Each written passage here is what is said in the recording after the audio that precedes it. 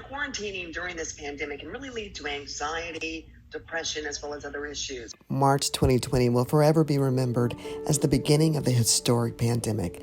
I was broadcasting from home, and I focused on sharing stories with our viewers of how best to cope during this very isolating time. So I contacted therapist NaKaisha Tolbert-Banks to provide expert advice. Family member, a co-worker to say, I'm feeling kind of down, then checking in with some type of medical provider, whether it's your primary care physician, a mental health provider, someone who has that professional insight that can help you navigate through what you're actually feeling. But I had no idea that she was specifically chosen by God to help me.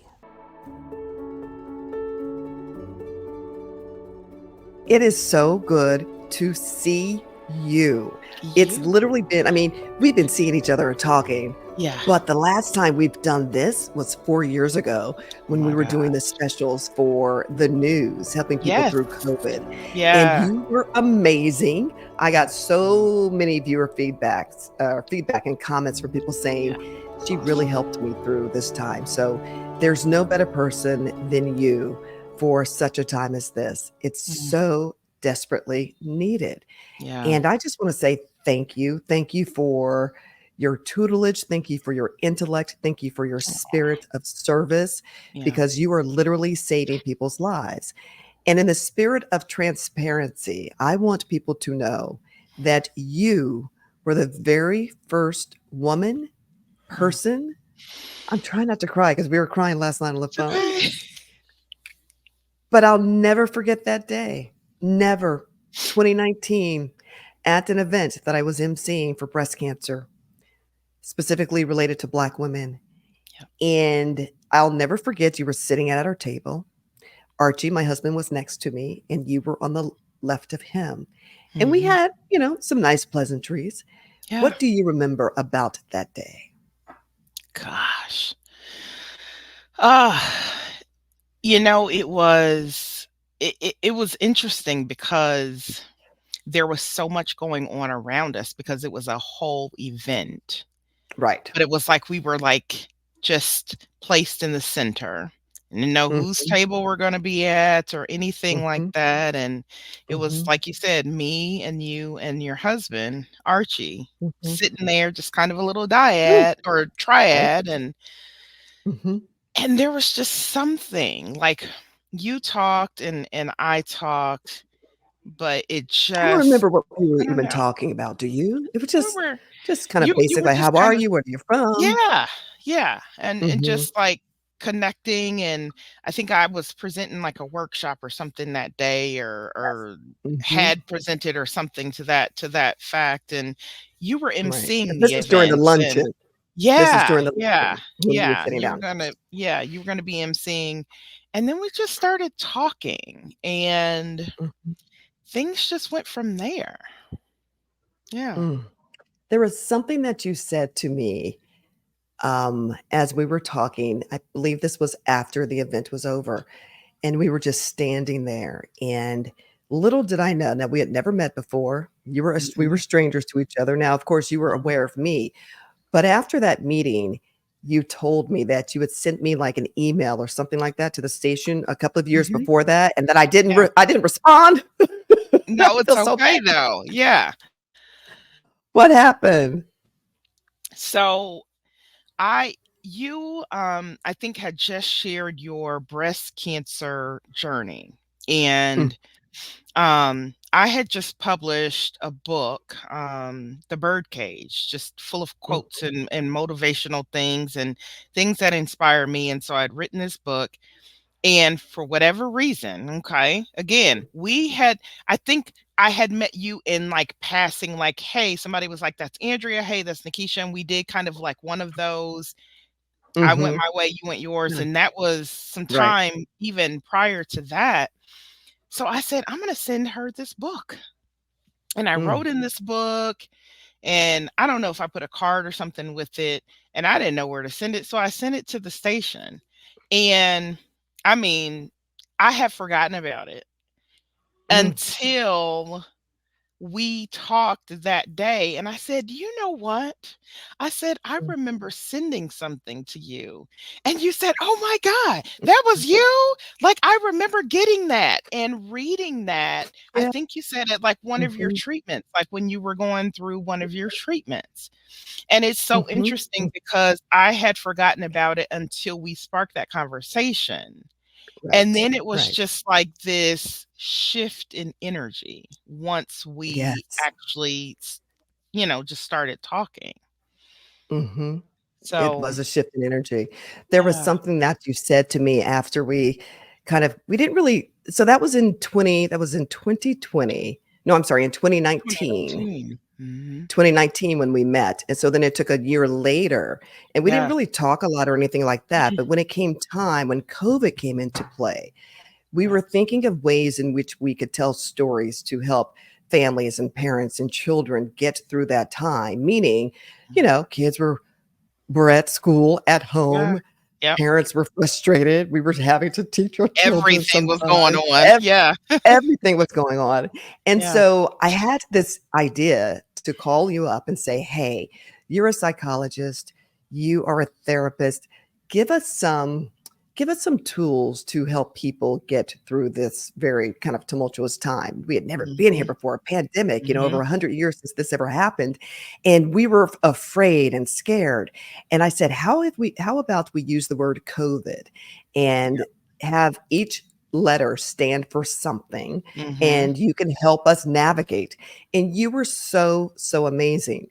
But one of the things that you told me before we even began to do the stories, you said, when I met you about a year ago, because a year had passed by that point, Yeah. you Yep. said there was something in your eyes, and I felt the pain. I will Mm. never forget that moment. Yeah. What happened after that moment? Like, do you remember when you said that to me? What was it that made you say that to me? And Yeah. we're total strangers here again. For sure, right. And I want to clarify that I'm a clinical social worker, not a psychologist, just Right, so right, that when right. the world is Mhm. listening, they don't, "Well, oh my God, she's Right. claiming it." No, I'm not claiming to be a psychologist.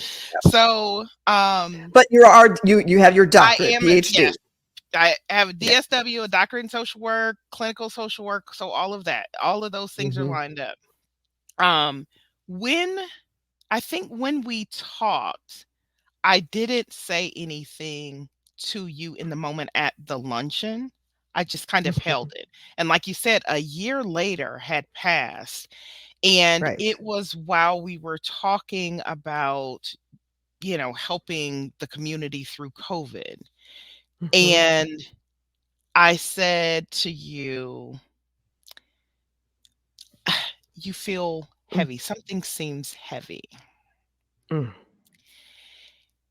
And mm. we had gotten through the interview. So I waited until we did the interview and got, all of the formalities and everything out of the way. And then Yeah. I said to you, "So let's just talk as like Nikesha and Andrea, you know?" Like I girls. said, Mhm. like, Mhm. I might be a little bit out of line here, but I have to like say this because it's one of those things that Mm. for me, I have a Mhm. difficult time leaving like a person stuck. It's kind of Mhm. like if you saw a child standing outside and you don't see any adults around, you're You're not gonna just go and gonna help. like, you're gonna do something like, "Hey, like, kid, are Mhm. you okay? Is there somebody around?" But when I said to you, I said, Andrea, something just seems heavy." Mm. And there was complete silence. And of course, we were on Zoom because it was during COVID. And you looked at me and I looked at you, and we're like looking at each other. You said nothing. I said nothing. And we just sat there. Mm. And it was like this sigh, Mm. this breath that you It took. was. Mhm. And Ooh. it was almost like the death of whatever that was had left you in that breath and Mm. life started to come back. That's the only way I can explain it. Mm. Ooh. I am my heart is beating so fast. because that moment was the very first time that I had told anyone Mm. besides my husband, my sister, my in-laws, my mom and dad, my immediate family, and a couple of other close girlfriends who knew what I had been suffering in silence for so long. And for a total stranger to literally see me Mhm. and to see that there was pain and I had been trying to hide it for so long, and I Mm. thought I was doing a pretty good job. Yeah. But when you said what you said to me, oh God, I just, like you said, I stopped. And in that moment, I remember going, God, should I trust her? I don't even Yeah. know this woman.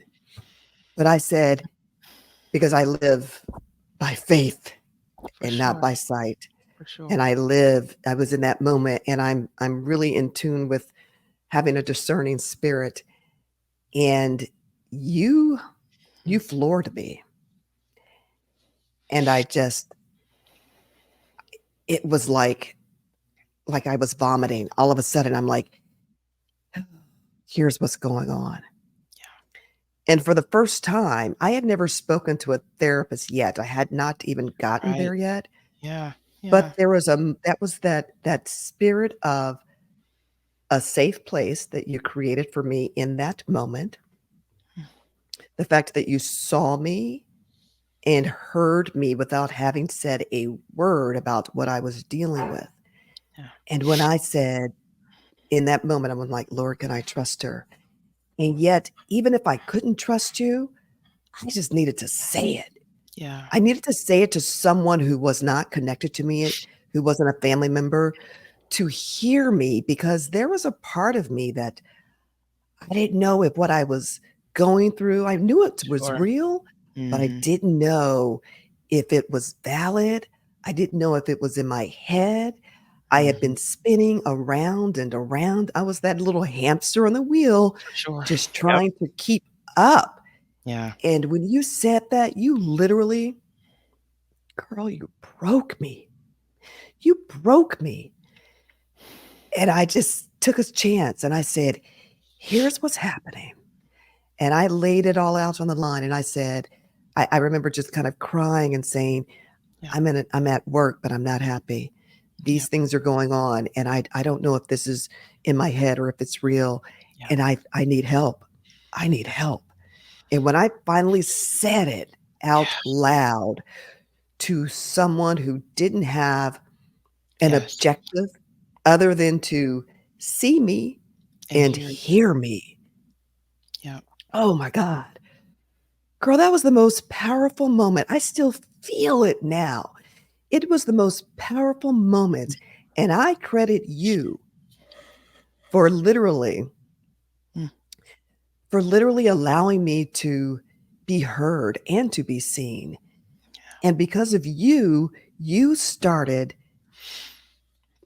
oh God, you helped me to start the conversation with myself, Yeah. the honesty with myself, to know that what I was going through was real, For sure. but that I needed to open my mouth and to finally speak truth to power about what Mhm. was going on.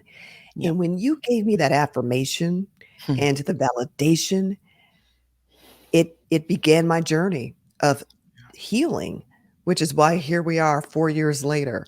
So 4 here I years. am doing a story for other people, knowing that I also needed help. And I took a Yeah. chance in that moment to Yeah. say, I don't know you, but you see me, you see my Mhm. pain. Mhm.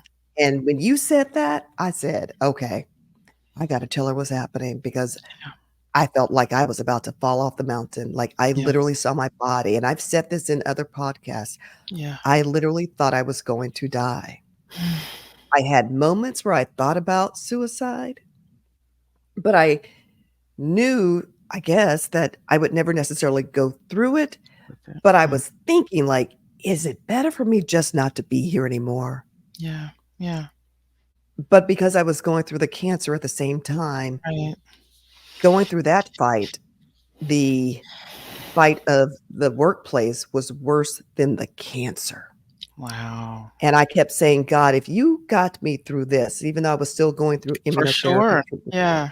if you can get me through this, I can beat that. Yeah. This is easy. But it really wasn't. I thought it was.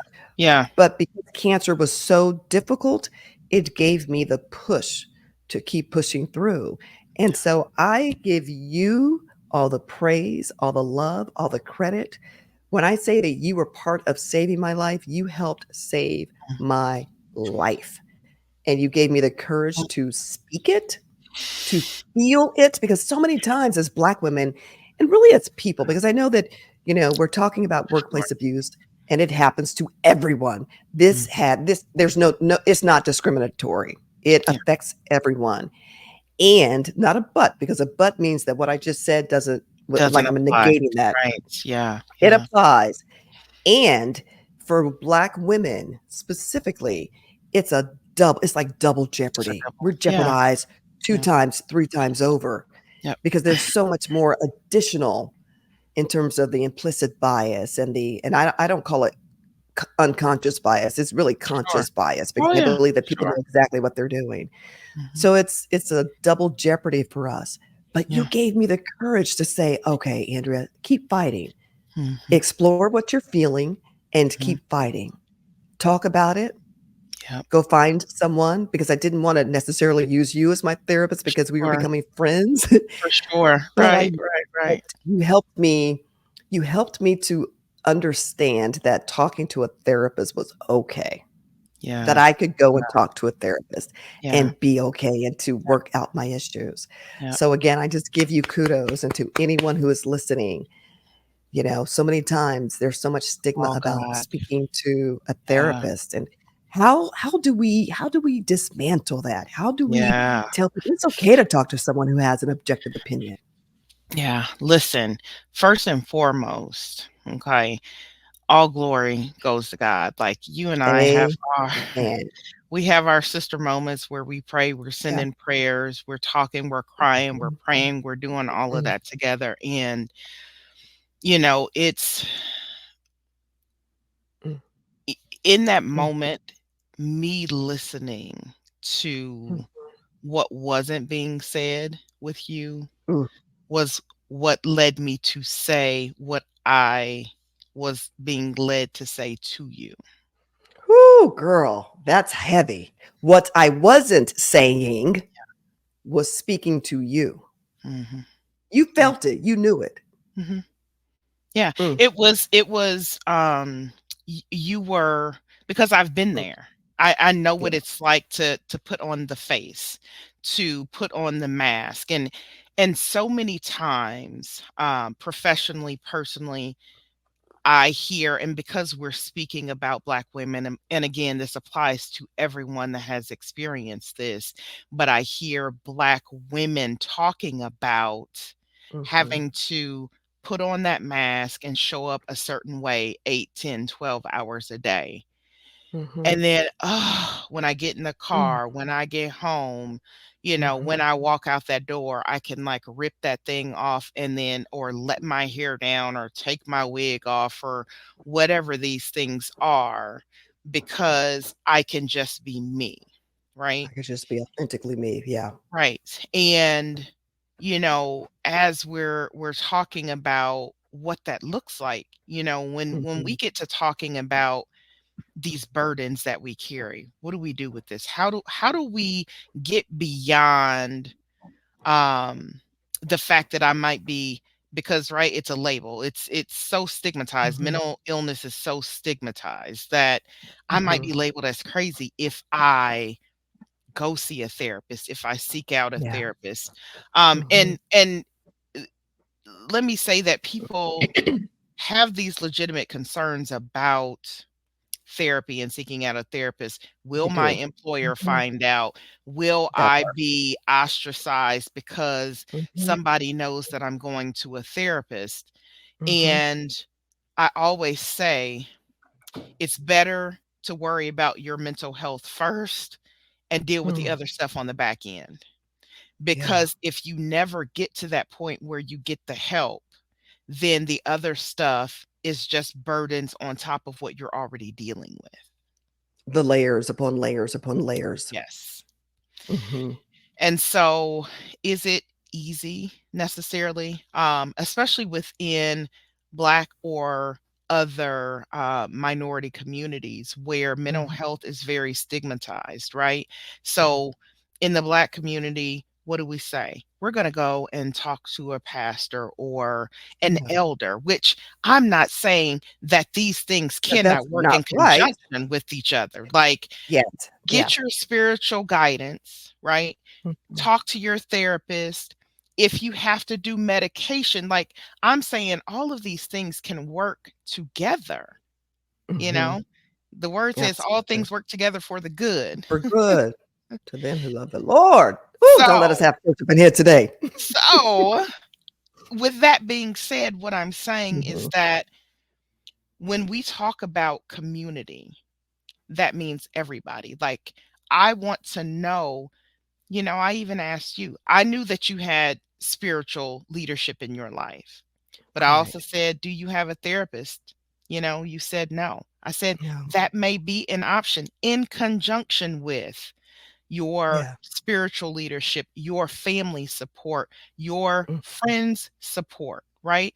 And so all of these things you're putting together as support, which are all important, and they can all work together for this one person.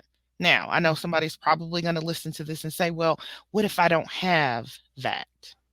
Mhm. Then seek out what you can get, right? Yeah. If it's Mhm. one trusted person, then talk with that person. Say, hey, Mhm. have a code Yeah. word. Like if I text you, like the Mm. sky is black, that lets me Okay. know Andrea's not in a good place. Let me pick up the phone and Ugh. call my girl. That's Right. good. That's good. Right. Or, hey, I think we need to do our coffee date, or tea time is on the horizon. That lets me know it might be Mm. some things brewing in Andrea's world. So let me Mhm. prepare myself to get a tea scheduled or a dinner scheduled, right? Yeah. So important. Mhm. So having just these little things that we can do really do help. Mm. Um,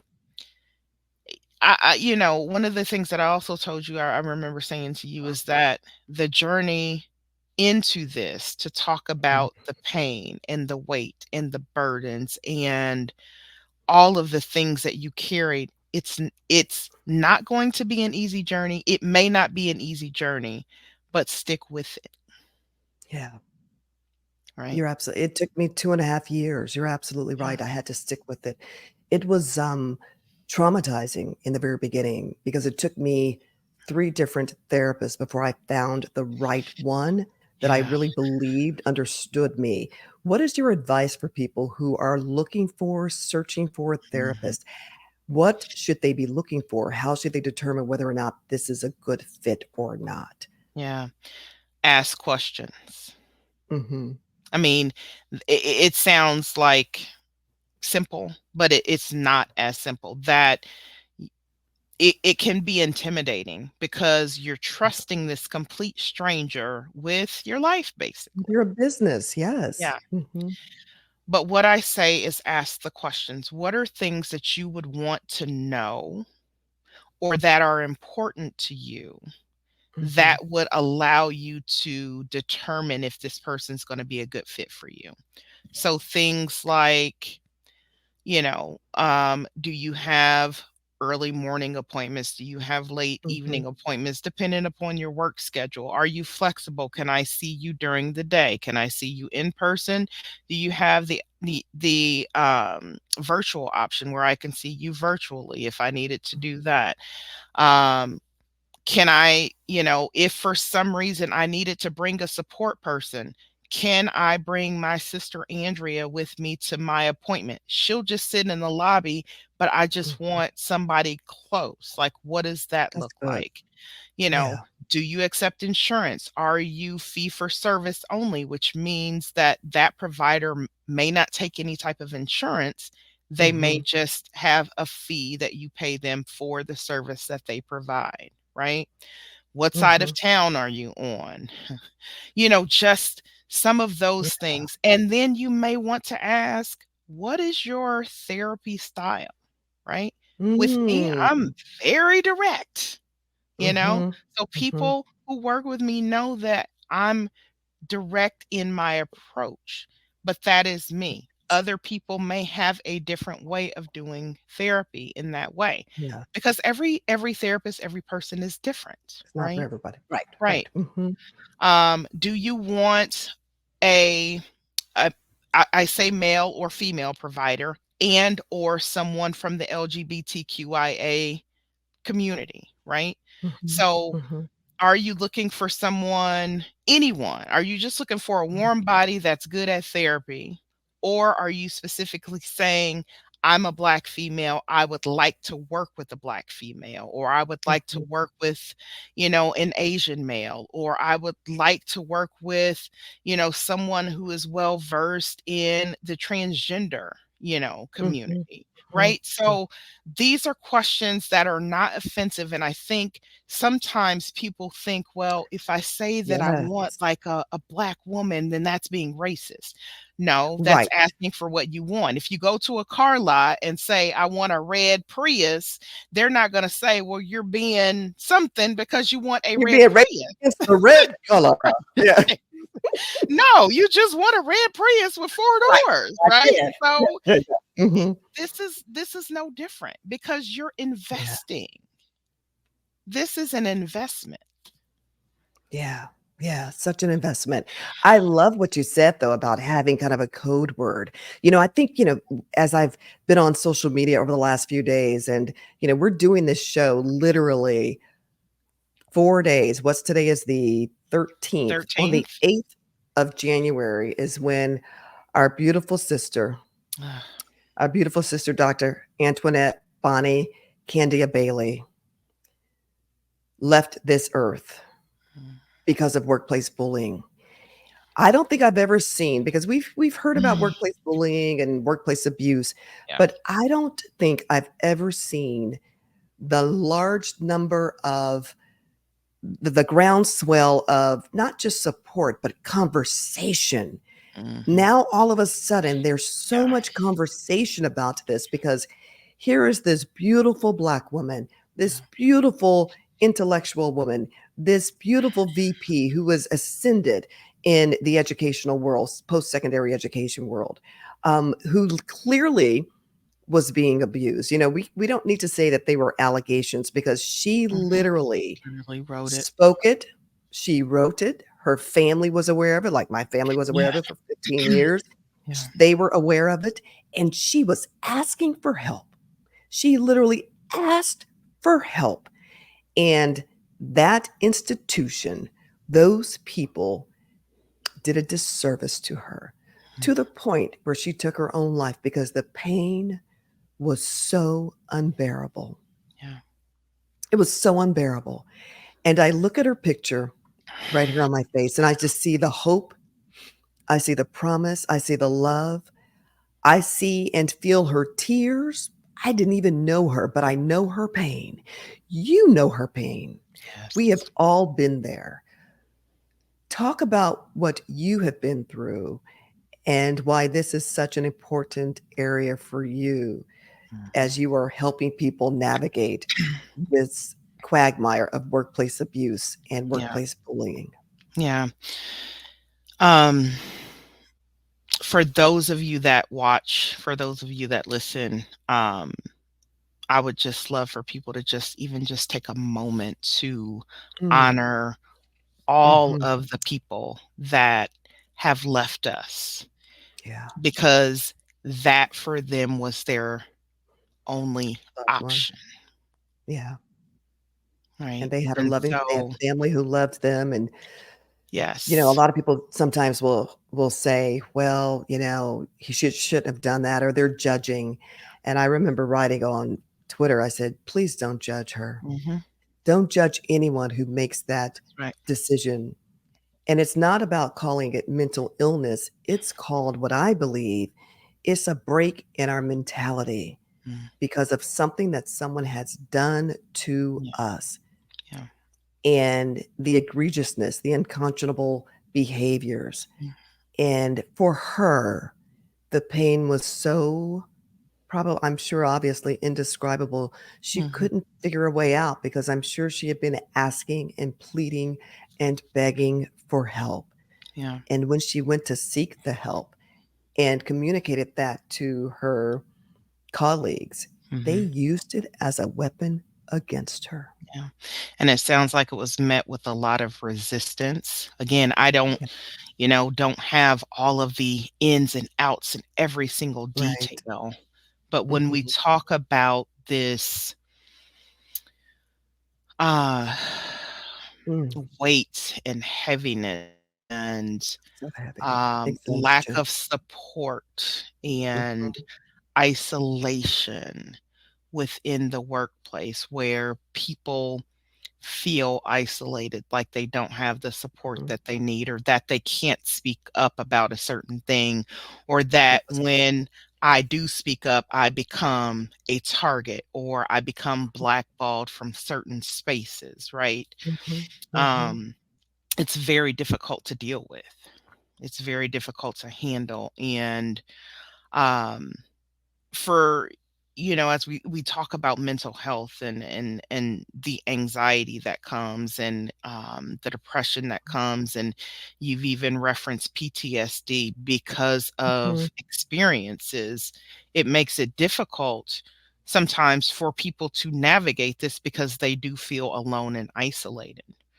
Yeah. um and again, as we go back and we're talking about support systems, when people don't feel like they have that support, that weight gets heavier and heavier, unfortunately. Mhm. And it's You know difficult for people to mhm. navigate that. Absolutely. You know, what I find ironic is that, we see so many organizations, and I'm speaking, we're from Indianapolis, Right. and I remember the NFL and the coach of, not the coach, but the team owner, Jim Irsay, he Mhm. has this mental health, program, and he tells Initiatives. people to speak up and to seek therapy. It's all about mental illness. And as much as we say that people should speak up and to share their truth and to speak truth to power and to seek help, it's lip service because when people do, it's used against them. It's used against them in a retaliatory aspect. And it Mhm. sounds as if, and again, as you mentioned earlier, we don't really have all the facts, but it sounds as if she did speak up and she wanted to be heard. And she thought that going to them and explaining that she was having, a mental break and that she needed Sure. help. Mhm. And the fact that many of the people who were responsible for that, the unconscionable behavior were her colleagues. And I, Mhm. I wrote on Twitter, I said, if only one person, you were that one person for me. Yeah. You were the one person, you didn't even know me, but you were the one person who made me feel in that moment, not just seen and heard, but valued.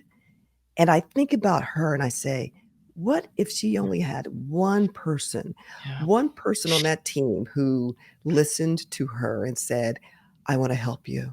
Yeah. She could possibly still be here today.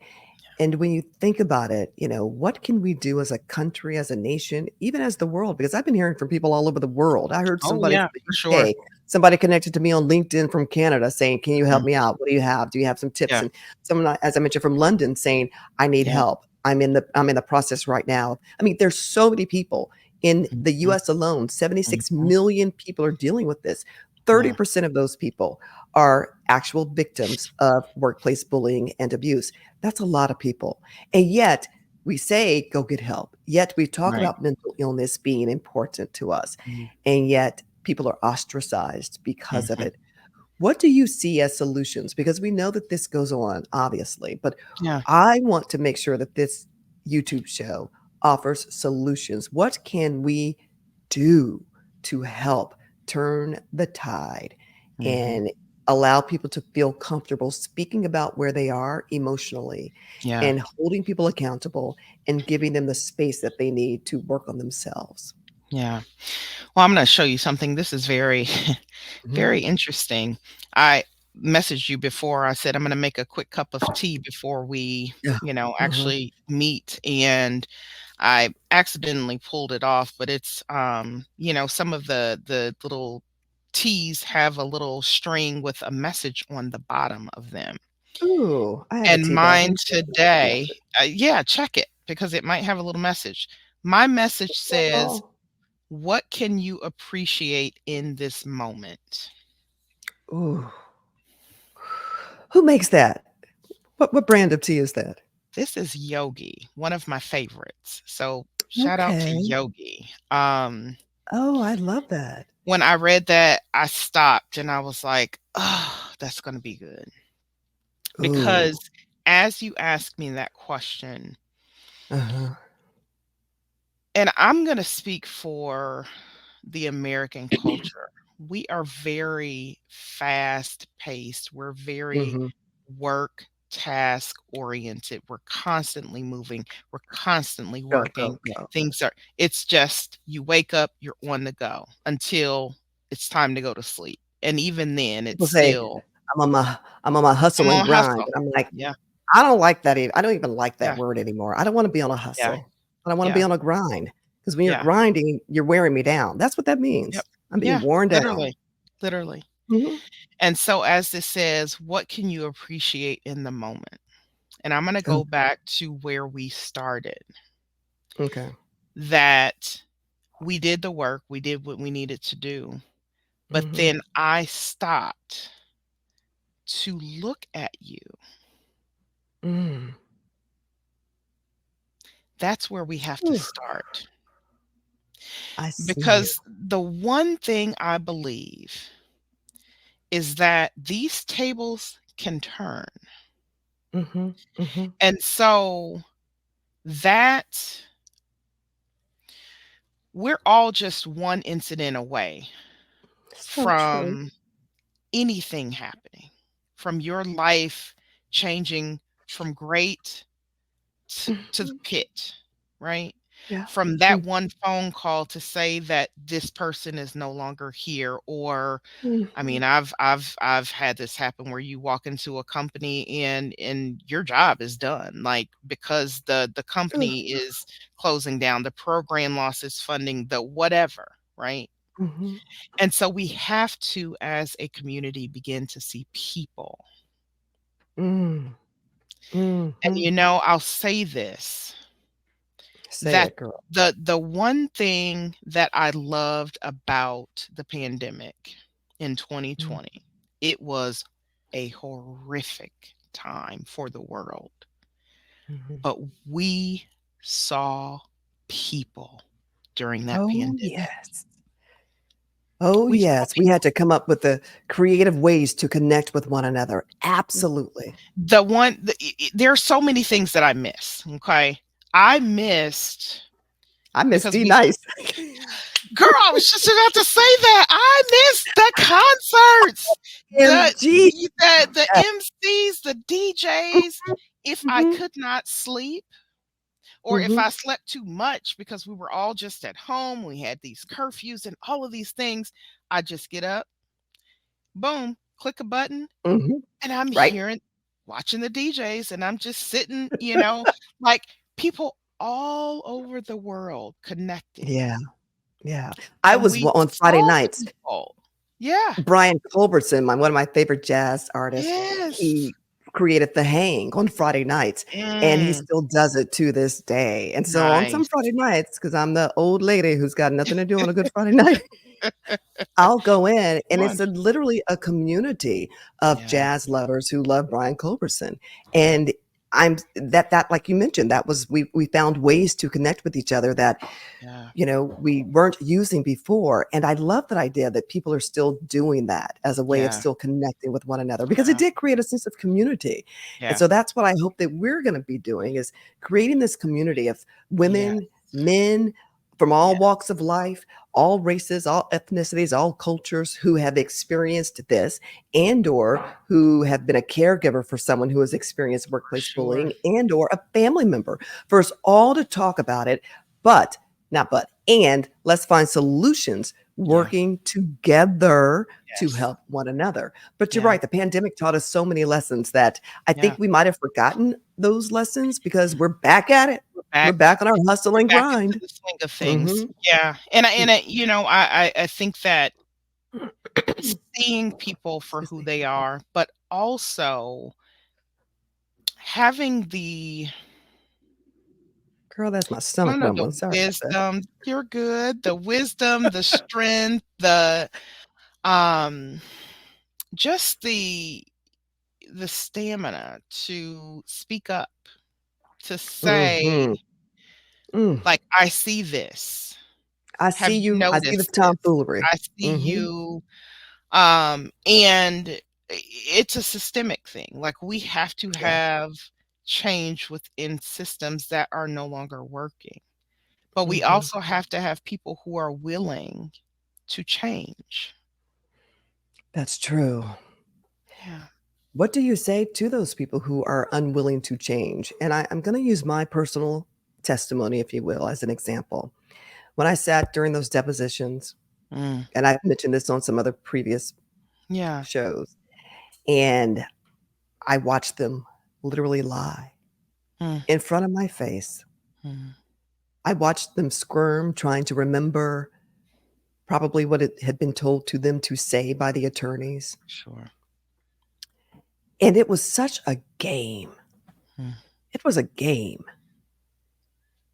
What do we say to those institutions, whether it's legal, the companies, these company managers, and the HR departments?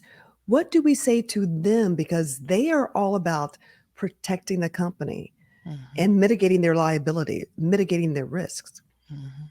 How do we get the culture to change? Yeah. We have to somehow communicate that workplace bullying actually costs you more money in the end. Yeah. You have a Yeah. revolving door of people Yeah. in and out of your workplace. Yeah. There's a cost associated to that. And as Mm. I've said before, the cog in the wheel in this world is about money and Mhm. power. So Mhm. somehow we need to communicate that you are losing money. If that's what it takes for you to do right, then Yeah. whatever. But Yeah. what else do we need to do to encourage businesses to look to change their culture in the workplace? Yeah, I hear, um,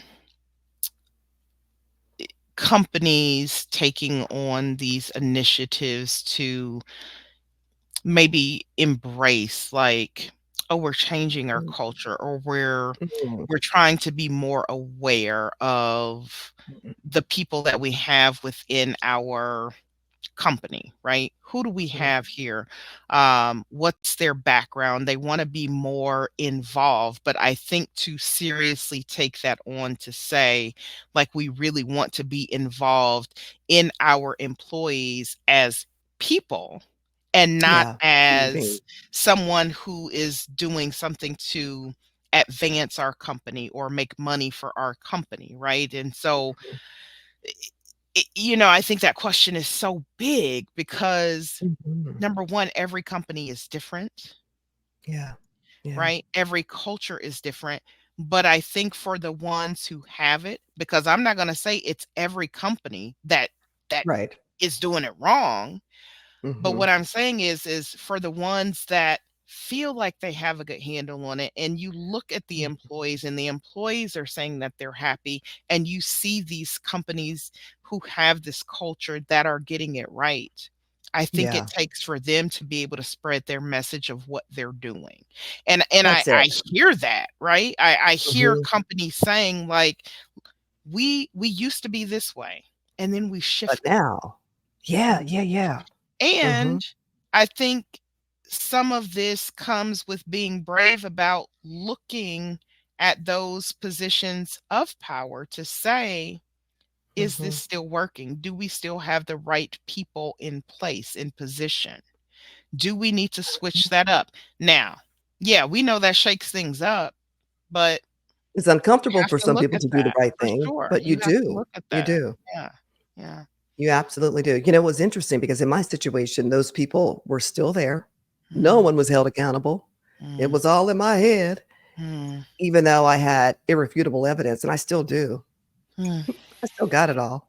Yeah. texts, voicemails. Yeah. Oh, yeah. And they know it. Mm.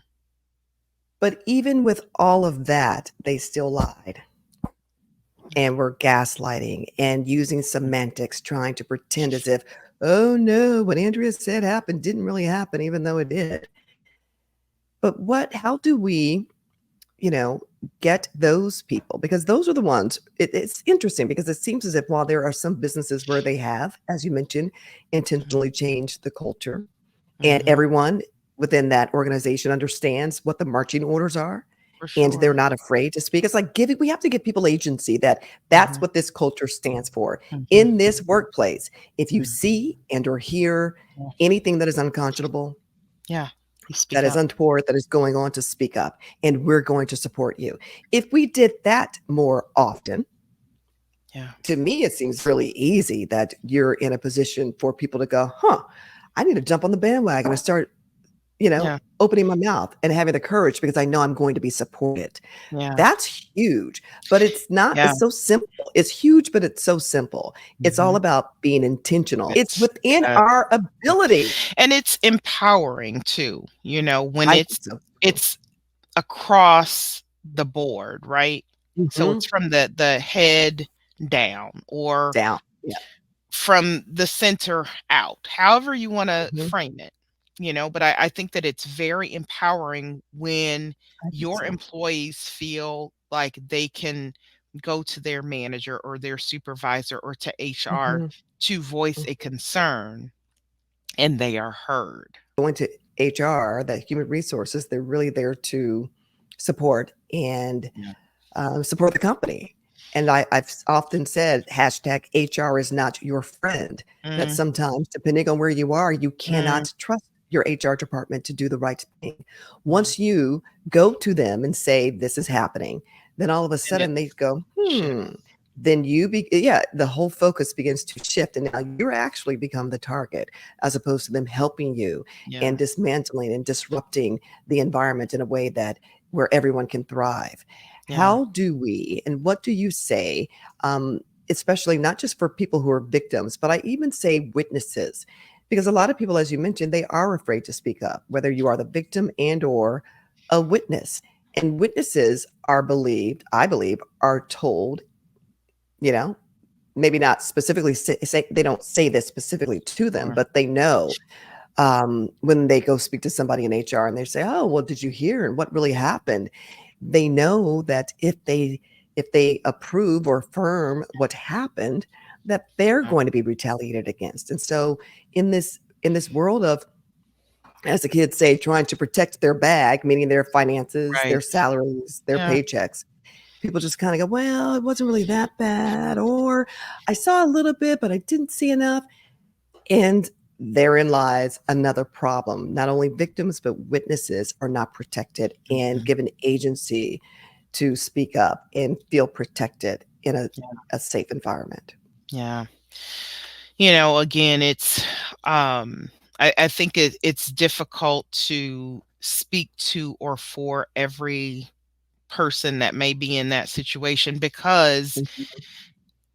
it can be weighted for every person. It can be That's weighted true. for those that are sitting in observation of the person that's really going through. It Mhm. can be, like you said, this person is hanging on by a thread financially, and they're like, I can't afford to lose my job, and so I'm just Mhm. going to be silent. There's a myriad of reasons why people don't speak Yeah. up. And I Yeah. think that from this seat, I want to honor people for their choice in Yes. Yeah. how Mhm. they support or don't support, because we don't always know the why behind their story, you know? That's true. Um, but I think that if we look at it from maybe a more kind of larger perspective or larger vision, to say, Mhm. what is it that we want the outcome to be? And I think it goes back to, how do we hold companies, or the people in positions accountable to their employees. We continue our conversation next week, taking a deep dive into when to leave a toxic work environment and the long-term therapy journey to rewire your brain from trauma. If no one else believes your experience, I do. I see you and I hear you. And thriving in life is your birthright.